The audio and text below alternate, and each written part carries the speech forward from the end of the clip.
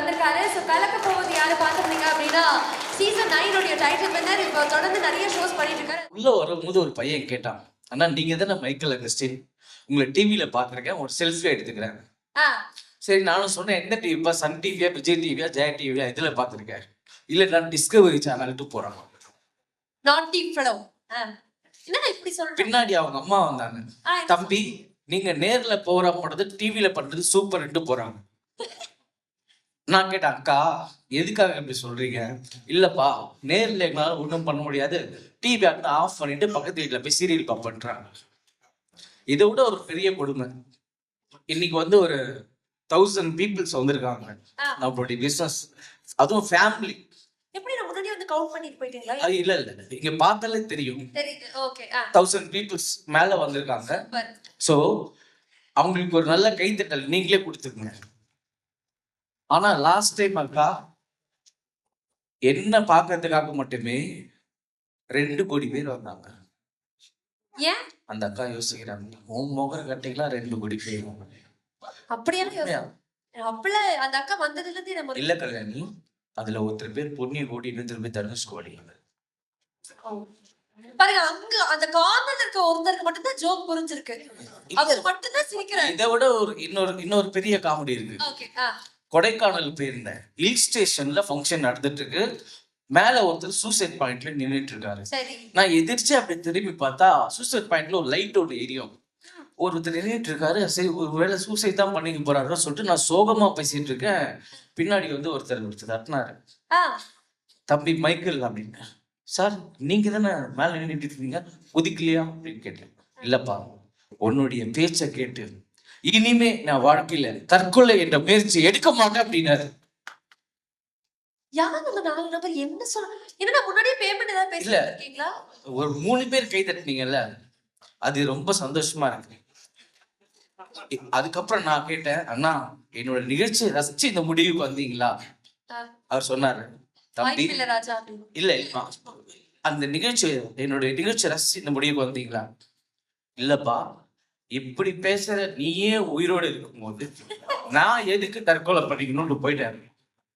இப்ப மட்டும் கை தட்டுறீங்க, அது சந்தோஷமா இல்ல மைக்கேலனா? அது என்ன அவங்க யோசிக்கிறாங்கன்னா, என்னதான் இருந்தாலும் இவ்வளவு ஒரு ஜென்யூனான ஹார்ட்டோட எல்லாமே அவரே சொல்றாரு. இல்ல கலை, நான் வந்து நெக்ஸ்ட் ஒரு கொஸ்டின் கேட்க போறேன் எல்லார்கிட்டயும். அப்படியா? ஆமா. திருமணமான அக்காங்க எல்லாம் கை தூக்குங்க. யோசிக்கிறீங்க? கையில போன் வச்சிருக்கவங்களா கை தூக்குங்க. அதுல உங்க கணவர் போட்டோ வச்சிருக்கீங்களா? ஆமா, அவர் வீட்டுல வச்சிருக்கதே பெரிய விஷயம், இதான் போன்ல வேற வச்சிருக்காங்க. சரி அண்ணா, திருமணமான அண்ணா எல்லாம் கை தூக்குங்க. அதுல உங்க மனைவி போட்டோ வச்சிருக்கீங்களா?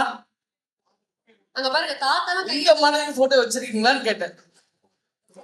அதுல ஒருத்தர் ரொம்ப சந்தோஷமா வச்சிருக்கப்பா. ஏன் தெரியுமா? அதுக்கு ஒரு முக்கியமான காரணம் இருக்கு.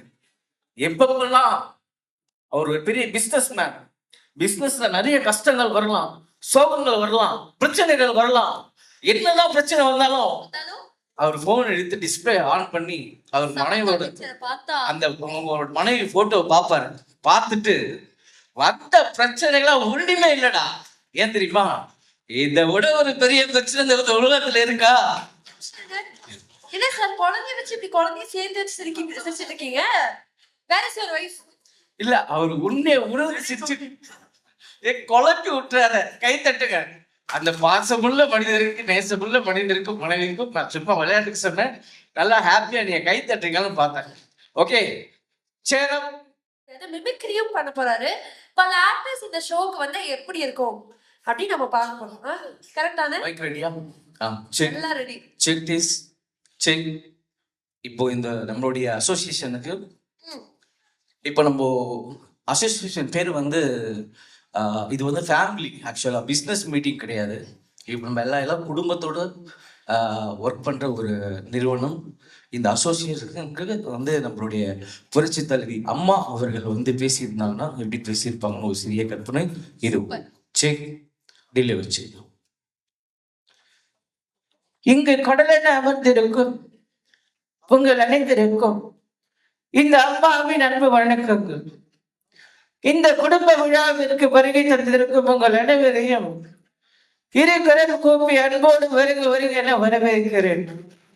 நீங்கள் அனைவரும் வாழ்க பல்லாண்டு பல கோடி நூறாண்டு என வாழ்த்து கூறி விடைபெறுகிறேன். மக்களால் நான், மக்களுக்காகவே நான். கை தட்டுவீர்களா? தட்டுவீர்களா? நன்றி, வணக்கம்.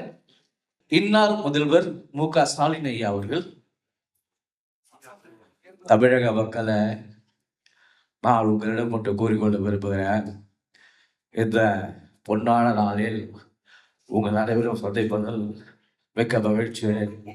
இந்த தொழில் மென்மேலும் வளர வாழ்த்து கூறி விடுவிக்கிறேன். இதுவும் மதுரையில் மட்டுமல்லாமல் உலகமெங்கும் பரவ இந்த முதல்வரின் வாழ்த்துக்கள். நன்றி, வணக்கம். தளபதி ஃபேன்ஸ் இந்த ஹவுஸ். ஓ, அது கைத்தடிதான் சொல்றீங்க. அஜித் ரசிகர்கள், குட்டி குட்டி ரசிக பெருமக்களை எல்லாருக்குமே இந்த விஜயோட அன்பான வணக்கங்கள். நண்பா, நண்பி, ஹாய்களை. ஹாய்.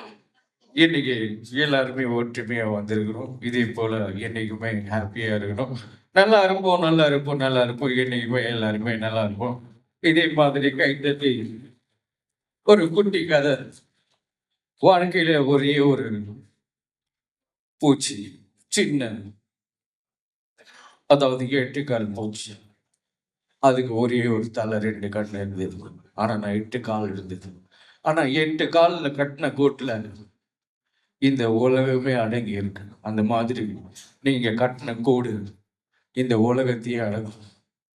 எல்லா இடமும் வரணும். நீங்க எல்லாருமே நல்லா இருக்குன்னு சொல்லி எல்லாம் உள்ள கடவுளை பேட்டி விடைபெறுகிறேன். நன்றி, வணக்கம். தேங்க்யூண்ணா, ஹாப்பியாரேண்ணா, பாய்ண்ணா. Thank you. தலைவர் கூப்பிடலாமா? ஓகே, தலைவர். கண்ணாம்பூச்சிரே தலைக்கு போயிட்டு தலைவர் வரும். கண்டுபிடி யாரு? மயில் வாகனம் கேட்டை இழுத்து சாத்துவ. எல்லாரும் இன்னைக்கு சாப்பிட்டுட்டு தான் போகணும். நீங்க வேற சாத்தணும்னா இன்னும் 4 மணி நேரம் நம்ம தான் ஷோ பண்ண, பிரச்சனை இல்லையா? கண்டிப்பா எவ்வளவு நேரம் ஆனாலும் இவங்களுக்காக நான் பேசிக்கிட்டே இருப்பேன். ஏன் இவங்க கூட சேர்ந்து நானும் சாப்பிடுவேன். அதே சாப்பிடுவேன். அதுக்காக தான் அண்ணன் வந்திருக்கா. அப்படி தேங்க்யூங்க, ரொம்ப நன்றிங்க. பாய். பெரியவங்க பெரியவங்கள, தாய்மார்கள, இந்த மாதம் வைத்த அன்பு தெய்வங்களாக நண்பர் சிவபெருமான்கள, இன்னைக்கு எல்லாரும் குடும்பத்தோடு வந்திருக்கீங்க. உங்கள் பகல் சந்தோஷமா இருக்கு. இன்னைக்கு மட்டும் இல்லாம அந்த ஆண்டினுடைய அருளாக கிருபையாக என்னைக்குமே எல்லாருமே நல்லா இருக்கணும்னு சொல்லி எல்லாம் அவங்களை இருப்ப வேண்டி தெரியும்ல. நான் ஒரு தடவை சொன்னா 100 தடவை சொன்னா பார்த்தேன்.